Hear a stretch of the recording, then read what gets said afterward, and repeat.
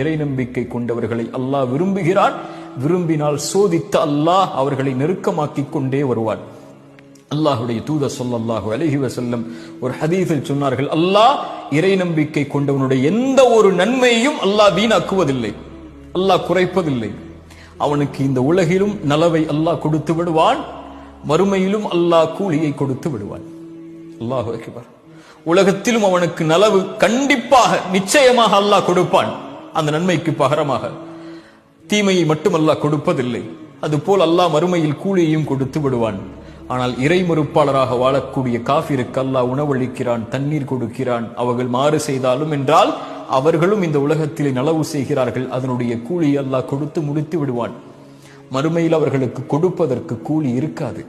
ஆனால் ஒரு முஃமினுக்கு மறுமையில் கூலி கொடுப்பதற்கு ஒரு வார்த்தை போதும், லா இலாஹ இல்லல்லாஹ். அல்லாஹ் ரப்புல் ஆலமீன் அதனால் தான் சொன்னால், உலகமளவு